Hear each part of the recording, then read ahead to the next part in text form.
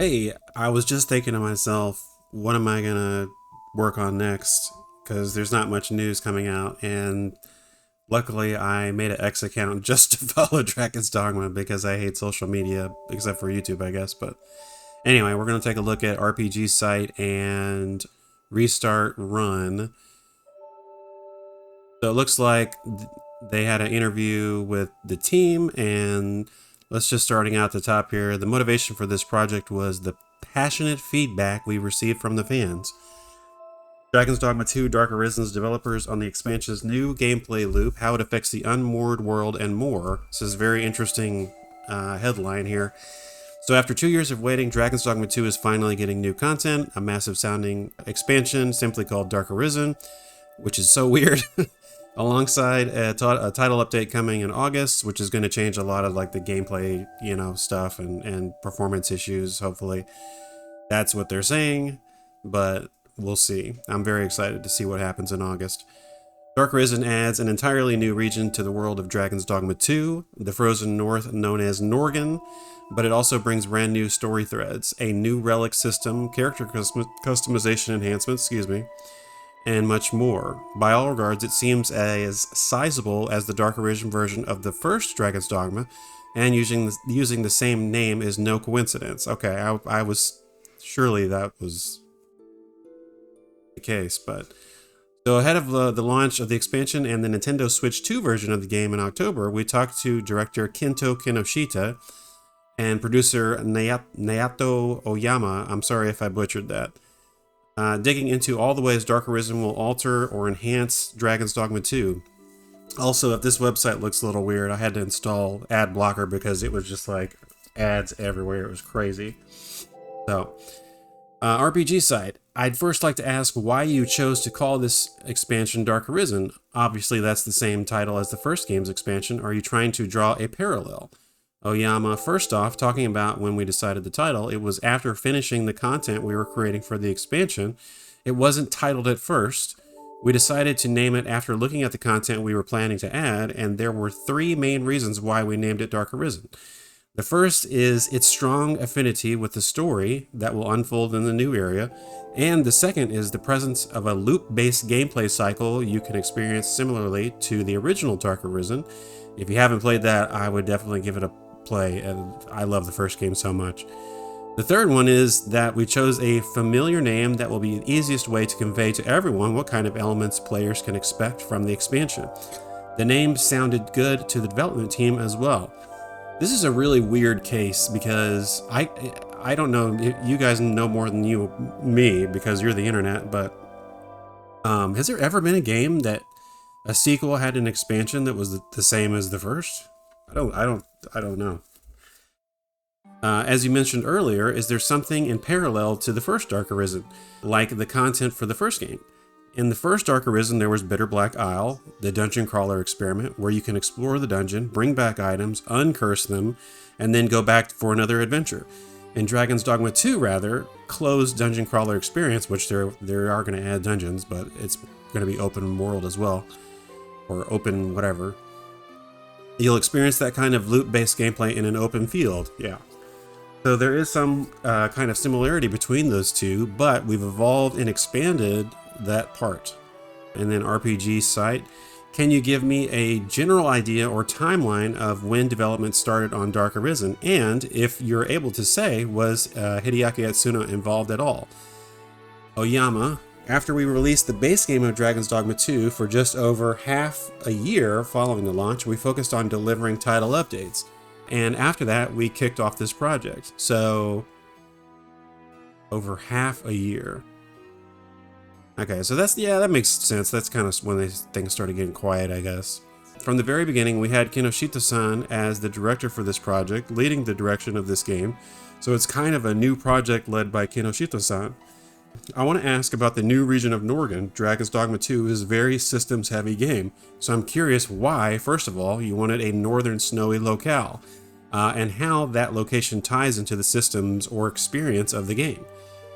Kinoshita says, the motivation for kicking off this project, the major factor was the passionate feedback we received from players.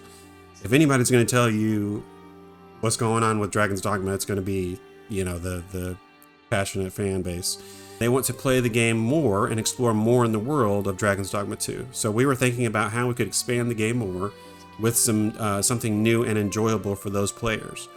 Considering the world of Dragon's Dogma 2 and creating something new, we realized we wanted to have a harsh environment for the new area. That's why we landed on the area covered in snow. I want to say something before we move on real quick. I could be totally wrong about this, and I need to stop shooting from the hip, but I have a feeling if the area is frozen, and I need to go back and look at the pictures in the video, but I don't recall like seeing, like moving water. I'm maybe wrong about that, but I feel like the brine may or may not be involved in this new area. That's all I want to say, but I'm going to hold that rest of that for later. In terms of how it ties into the game system, as I mentioned earlier, it's a harsh environment, so you can imagine what kind of obstacles and accidents you'll expect in that snowy area. The weather will be pretty harsh, so there will be blizzards that block your vision. So instead of rain, I guess we're getting blizzards. Then there will be gimmicks on the field. For example, there will be something related to icicles and something related to avalanches. So kind of how the first one had some... you had like unplugged water flow, and it would like cause like miniature floods and stuff like that, but they didn't really do that more than twice, I think, maybe 3 times. So that's interesting. So they go on to say, in that kind of environment, we designed the game so players can think of how they progress through that area. And we also saw there's the climbing mechanic with the ropes in the last video. With the 12 new Lost Rite dungeon challenges being added, what do those offer that isn't already in the game, and how integrally does the Relic system change the experience of Dragon's Dogma 2? Compared to the base game of Dragon's Dogma 2, each dungeon has its own unique challenge, and when you reach the end of that dungeon, you'll be able to find unique equipment that past Arisen have left. For the equipment you can get in the 12 dungeons, you'll be able to enhance them like you can do that in the base game for other equipment. But for the relics you'll find in the northern area, you can't enhance them. You'll be able to appraise them every time, and their abilities will be unlocked each time they're appraised, allowing players to enjoy the flow of the random drop itself. This sounds really interesting, but also I hope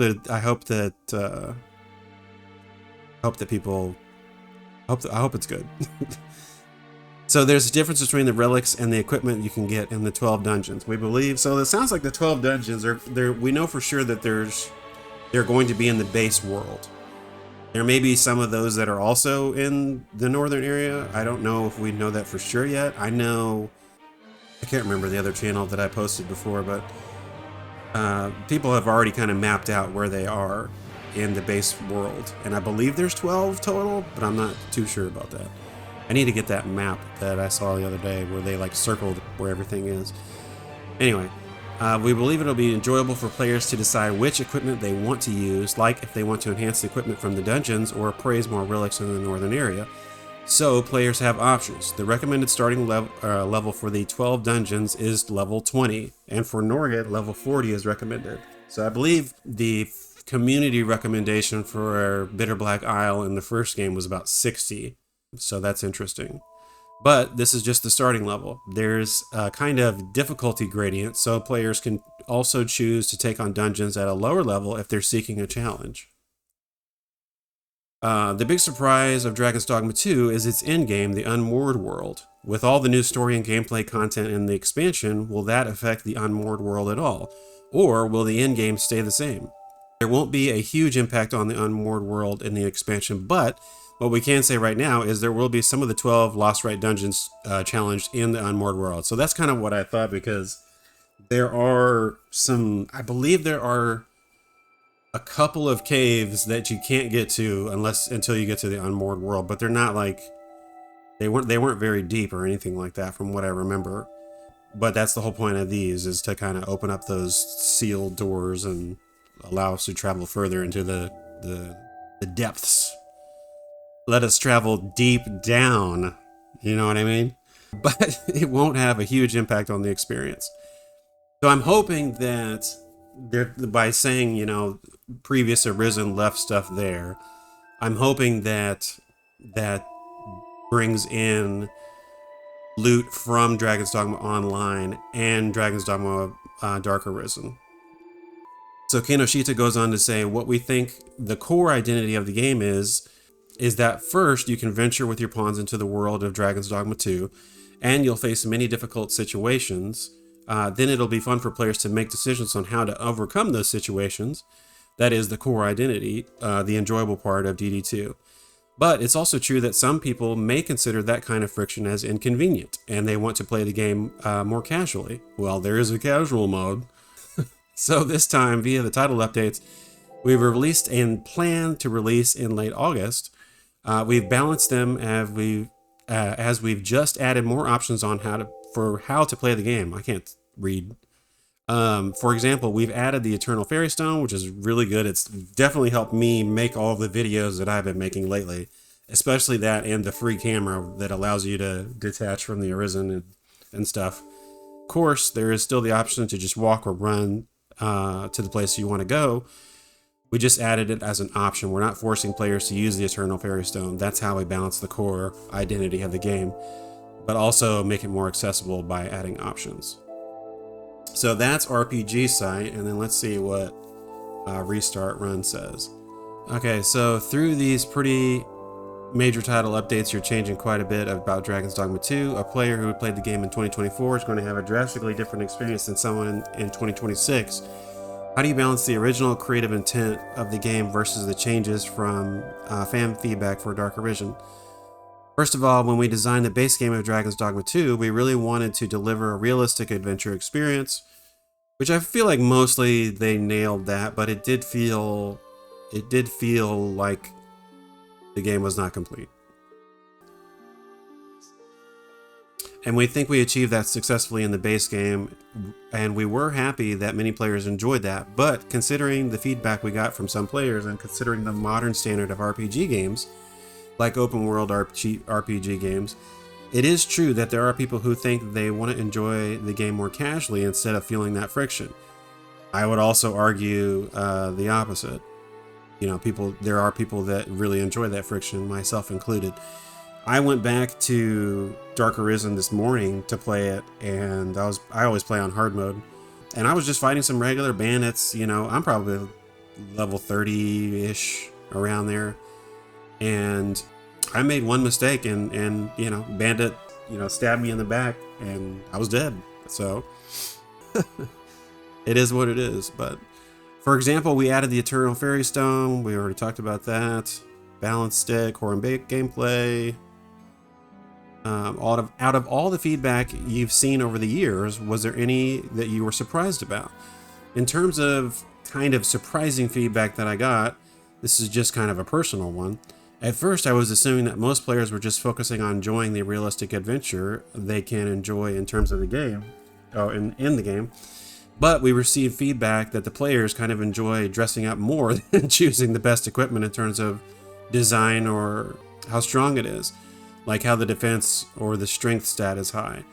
We just assumed people were more focused on the realistic adventure, but there were many people who asked for more fashionable items and more ways to dress up in the game, so that's something that surprised me. I'm so glad to hear this.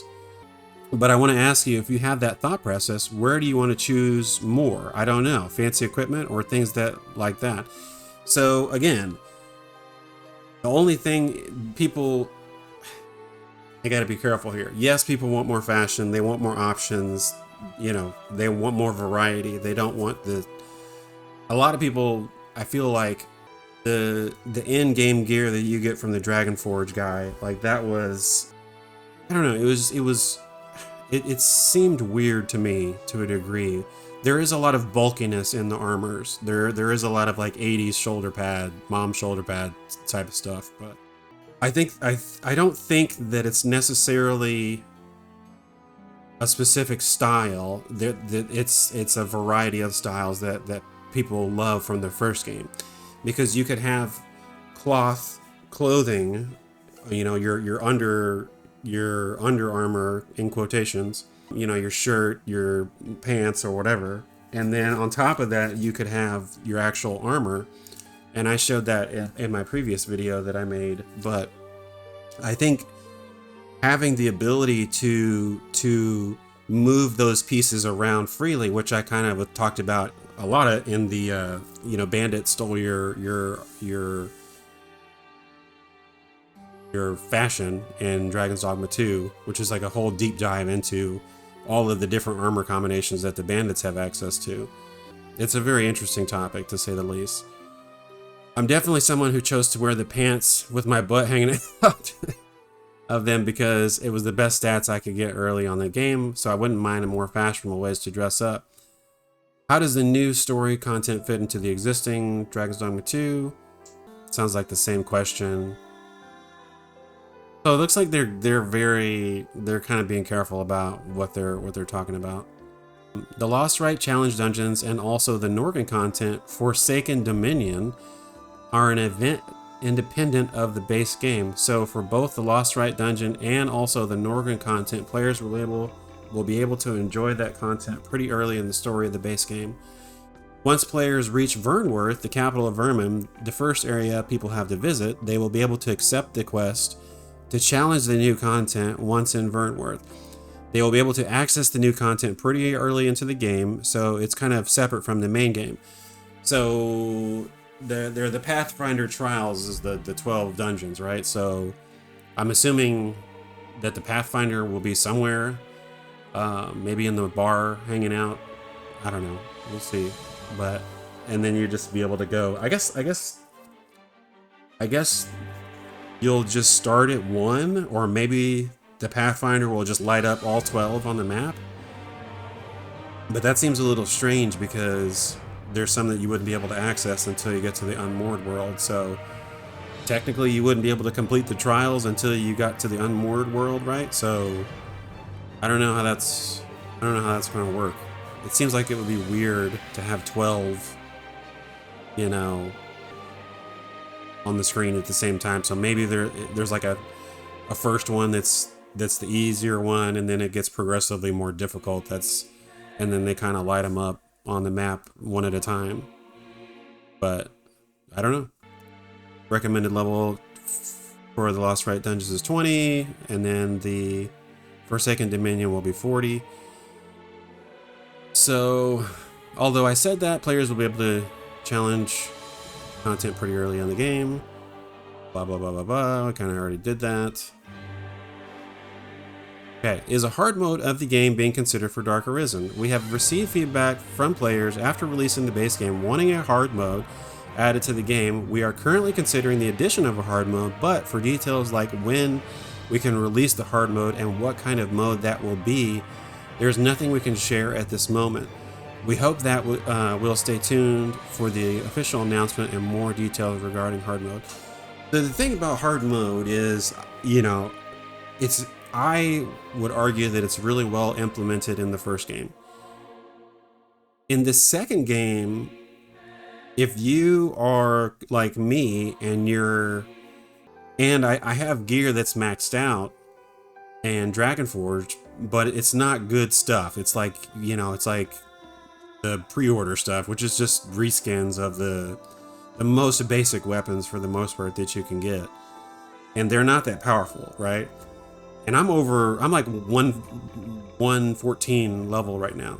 And I'm still going through the world and I'm getting my shit rocked because I just start kind of running through areas and, there's just all kinds of stuff coming at you because density, I feel like, is a problem in the game. There's in the first game, the world was, everything was more spread out. There was more space. In the second game, it feels like more condensed, and so you keep running into things. You're just traveling down the road, and it's like goblins, harpies, bandits. Like they're all really close to each other in proximity. And so if you add a hard mode on top of that, when it can already be frustrating for some players now, I don't know how you would do that unless you changed the enemy spawn locations or reduce the number of enemies that are being spawned. So instead of like having to fight 4 or 5 goblins, maybe you fight 3 or 4, right? And they're just stronger. I don't know how the best way to do that. What do you guys think? Do you think a new Dragon's Dogma Online could work today? It's difficult to answer that question, but for now, we're just mainly focusing on delivering Dragon's Dogma 2 Dark Arisen. We hope that people enjoy that one first. How do you land on the Relic system as a new gameplay loop for Dark Arisen? The motivation behind kicking off the project was mainly that we received passionate feedback from the players that have played Dragon's Dogma 2, is that we want to play the game more, which is good. They want to enjoy the world of Dragon's Dogma 2 more. They want more in the world, you know, to do. More loot to find, more variety, you know, all that stuff. That's more skills, more monsters, right? And also, especially, they want to enjoy combat more. I have my own thoughts on the combat, but so we really carefully designed the combat system. The combat was the main focus when designing the new content in Norgan. We wanted to also make challenging content for players in the new area. As we already announced, we'll be adding new weapon skill slots and also new skills for each vocation, but beyond what players have equipped in terms of skills and weapons and vocation and things like that, we wanted to add more layers on that. So by appraising those relics in the relic cycle system, there will also be unique skills for each spoil you appraise. So you'll have another layer of how you want to build your Arisen, like your player, your character.